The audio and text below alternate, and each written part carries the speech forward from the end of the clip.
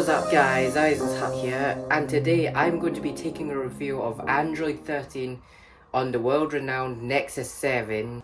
Before we start, I'd like to say happy 25th anniversary Google, as of filming this video.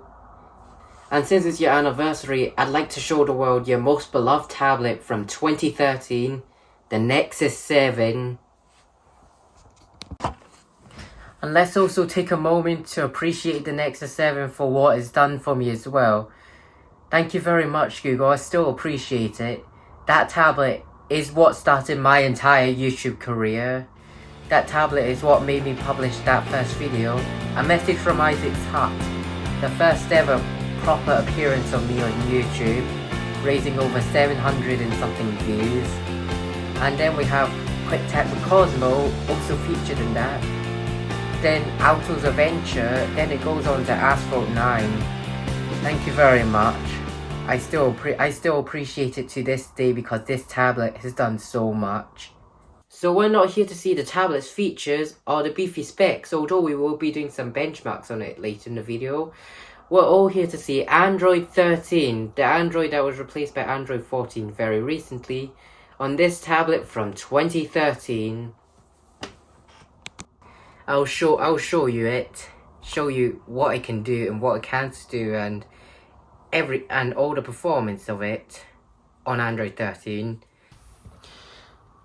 As soon as we turn it on, we get the Material U look.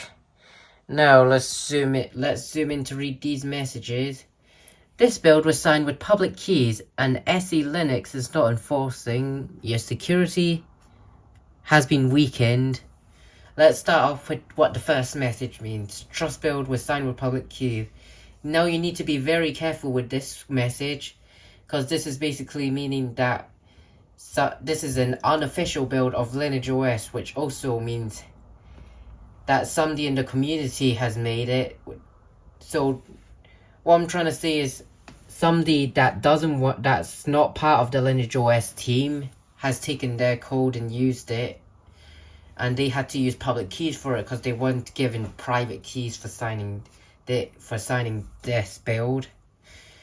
And the second one, which is also just as bad as the other one, SE Linux is not enforcing your security has been weakened. SE Linux is a type of security that Android uses to protect you from potential malware on there. Now this is a bad thing because if SE Linux is not on, it just means that your device is a bit more vulnerable to more cyber attacks and stuff. Now you can go in and turn it on with a file browser, with a root file browser, which just means you can access the main Android files. But after you do a reboot, it just defaults back to SE Linux being off, so you gotta be careful on that. So let's take a look at some other UI element malfunctions. So if we go back to here, this is where you control your Wi-Fi, Bluetooth and everything. If you look down at the bottom of it, you see my profile, settings and power. That should be sitting where the notification bit is. This is all to do with like custom Android builds and stuff, because when you do a custom Android build, you have to build everything yourself, even where the buttons go and stuff. So this is all being ported from an actual Pixel device, I believe. So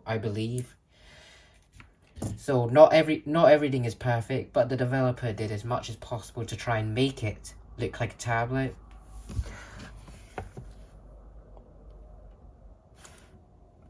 And this is where it does look a lot like a tablet in this mode, as we see again, more errors. That should be down at the bottom, and I'm not so sure about that. Let's go and clear up some of these notifications because this is just cluttering up my view. And now we got the clean clock. So let's go into the device and see how this all works and stuff, how everything works in this version of Android. Right, swipe up to open. If I swipe up from the right, it will swipe up from the right. The reason why they do this is because this is an easier way to type in your passcode. So when you're holding it, you gotta go, and your fingers are going to be here. So when you swipe up from the right, your buttons will be here instead of the middle, so you're not reaching over. I don't think double tap works in this thing. And if you go to the left side, it will happen on the left side. Now for the purpose of this video, I've just set it to 1, 2, 3, 4. And notice detail to buttons. This is what I like about Material U, because of these cool animations it does. Hold that takes everything out of the password bit. And this is your basic bog standard home screen. Before Android 12L, your buttons would be down on the bottom, like your 3 navigation buttons would be down on the bottom, or your swipe up or swipe up navigations will be at the bottom as well. But as you see, it's at the side, because if we go into an app, say like settings, it is the taskbar, and this allows you to be a bit more productive with what you do. So I could have settings open on here, this side, and I could drag it over to this side to have music open, which didn't work.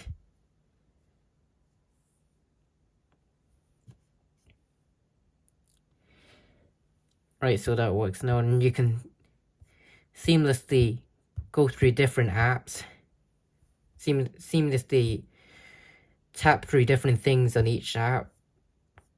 So you could be scrolling through settings, not that anyone would need to, or trying to pick a song, but I don't have any songs in this because I don't really use the tablet that much. On the subject of multitasking, let's try and boot this multitasking test together. This device only has 2 gigs of RAM, so we'll see how much this can handle. Let's put YouTube on this side, and let's put Chrome on this side. As you saw the animation open for YouTube, that's what I like about Material U. I like every single animation in it. April, October 2023, everything to expect. I want to play something that won't be copyrighted, because my channel is apparently known to be very copyrighted for stuff.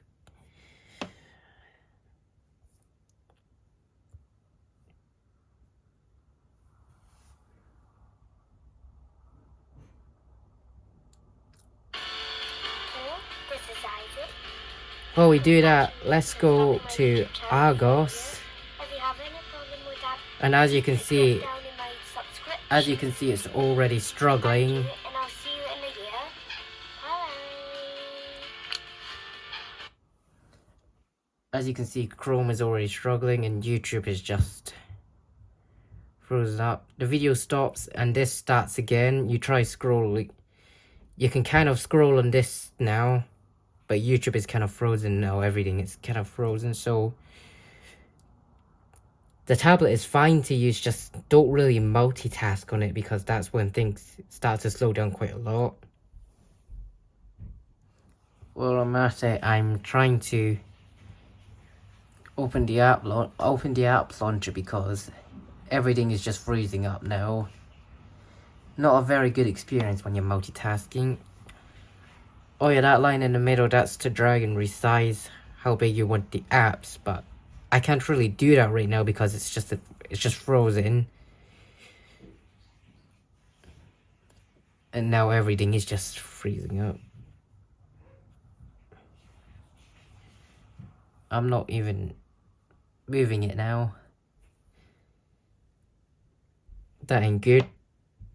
Trebuchet, that is what's powering the home screen. Right behind it, you can already see the home screen behind it. Close because I can't really do everything. That's what's basically powering the user experience right now. That's what Material U is called in the system.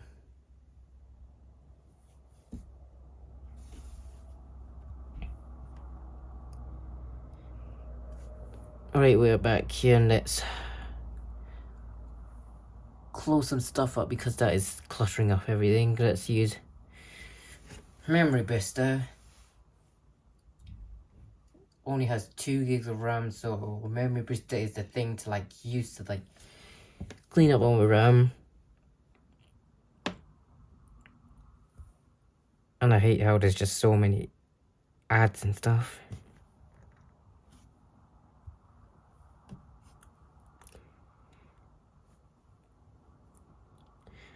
Overall RAM usage 75%.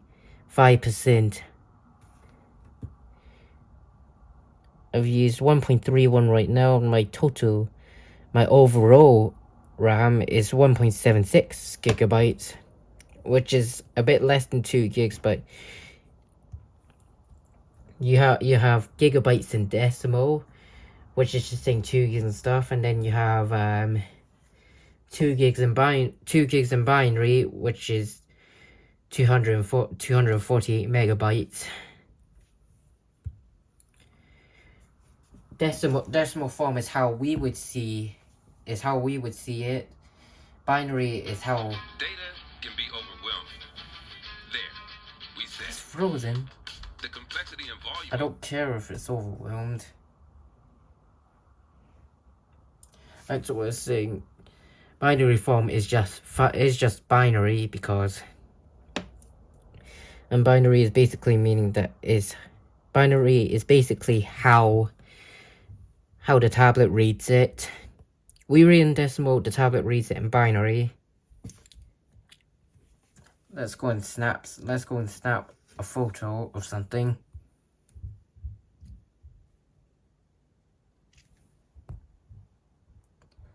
Sorry if the thing is a bit... Oh.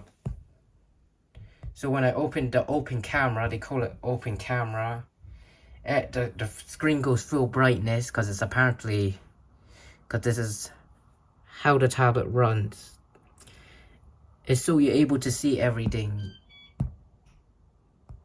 It's so you're able to see what you're seeing, what the camera is seeing much clearer. So the screen has to go full brightness. Sorry about the blurriness of it right now. Let's go and take a picture of that.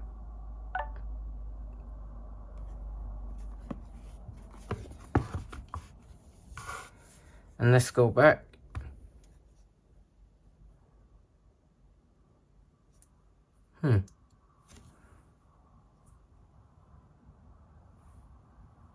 I'm there, the little knob.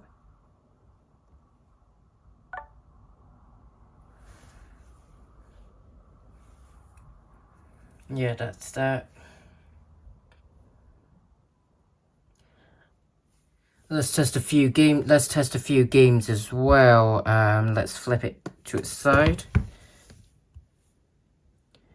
We're going to run a benchmarking thing afterwards if I can get a benchmarking thing up.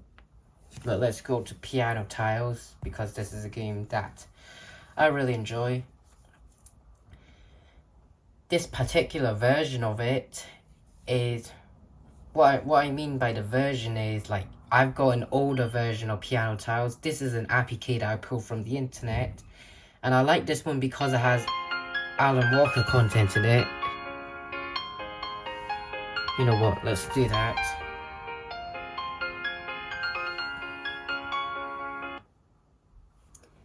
Anything RAM intensive, the whole system freezes up. And once you play a few games after a while, the whole thing starts. I can't show you that. Right, we are back of here.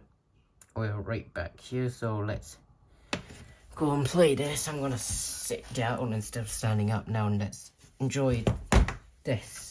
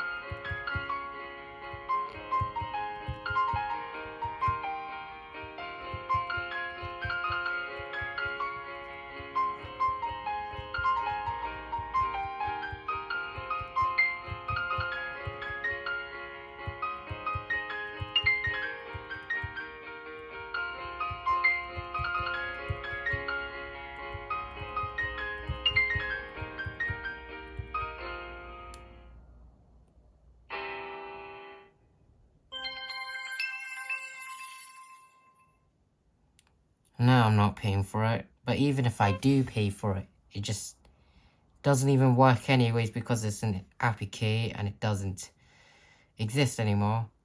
The item you requested is not available for purchase. I got it because the game doesn't exist anymore. So that was that, not too bad. Let's go to Play Store.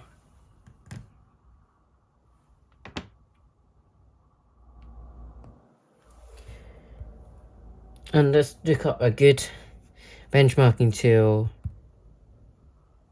Geekbench.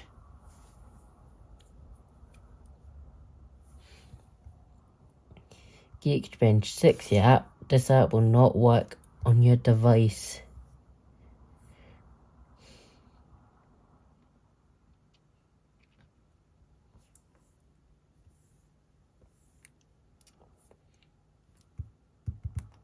I'm not wanting.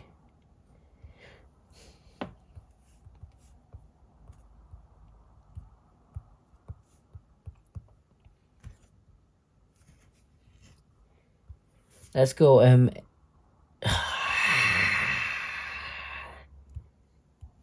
hate that.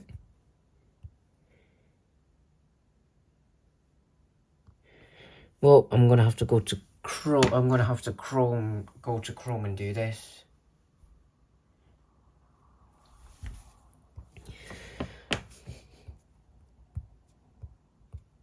Let's use 6 because this is the latest version and I can run the same thing on my iPad as well. Or something comparable to it.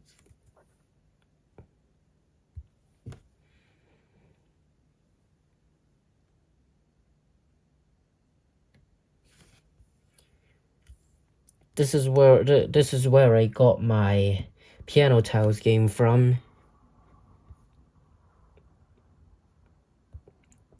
I don't care if there's a more recent version below, just give me that.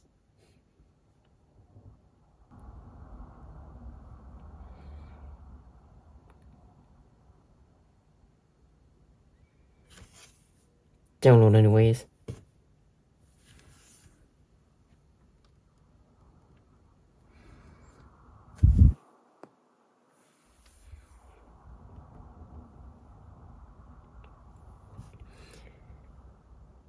And we will be back after this very long download.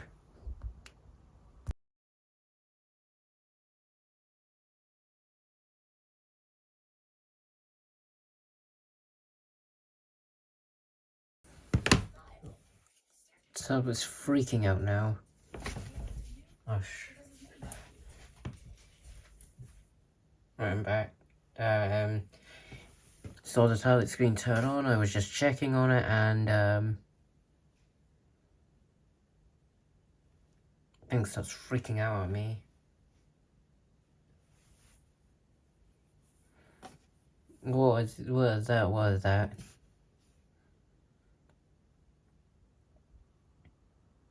Oh. This is what happens when too many resources come up. One app is active, that's handy. Active apps, memory booster. Yeah.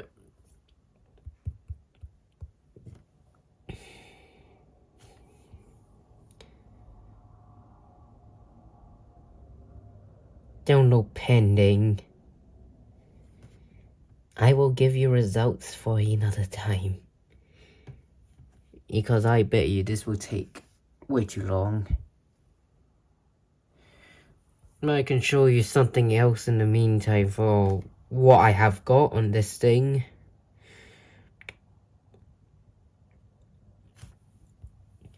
Root Checker Basic. This checks if your device has been rooted, which basically means checks if your device has access to the root level, so you're able to play around with Android settings like see what's inside of Android. Congratulations, root access is properly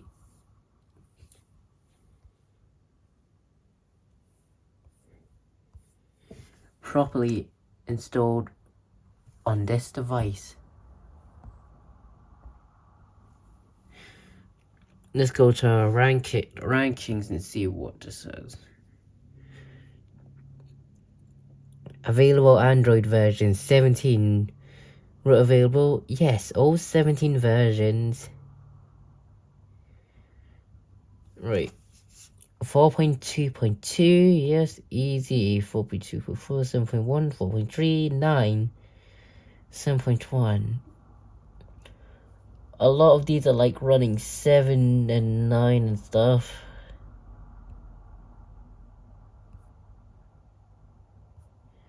Oh, that's giving me a lot of stuff.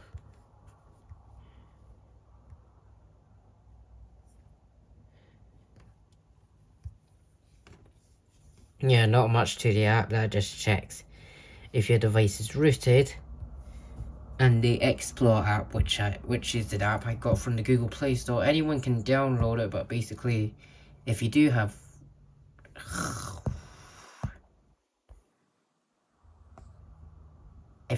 root access, you can access the entire Android. You can browse the entire Android directory. So here's what I've gone to: System FS. What have I got down to?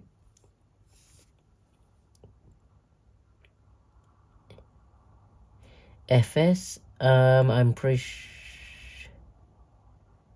SE Linux. Enforce. I think it was Enforce.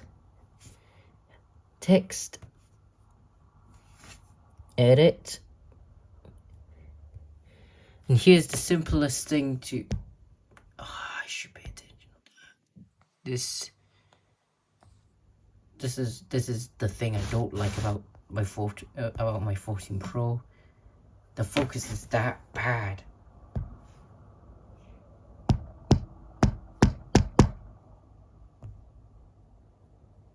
I am so sorry. I'm trying to focus on that. I'm trying to get the camera to focus. Simple as that. Change the 0 to 1. Save. And then SE Linux is now enabled. And there is nothing else I can show you in the video, actually. It wasn't the video I was quite hoping to make, but that was the best I got at it. And maybe I could possibly do better for next year, try and find a bit more stuff to show you with the tablet. Even though we didn't do some benchmarks that kind of proved it all, this tablet isn't very great to use today. Like, for today's standards, you can't really watch YouTube videos on it now. Well, you can watch YouTube videos on it, but you'll have a bit of buffer. You'll have quite a lot of buffer in it. And the thing lags a lot as well, so... in all case, I would say it's less than half usable, but I would still call it usable, because you can still do quite a lot of stuff on it. If you want to get into any custom ROMs, and if you do have a Nexus 7 still running the stock Android 6 ROM, I'd suggest you probably go with Android 11, because that was the best one I used so far. Probably because it was official, and probably because when LineageOS tried it, that was probably the best one they had. And hopefully I can do this next year with Android 14. Thank you for watching, and peace!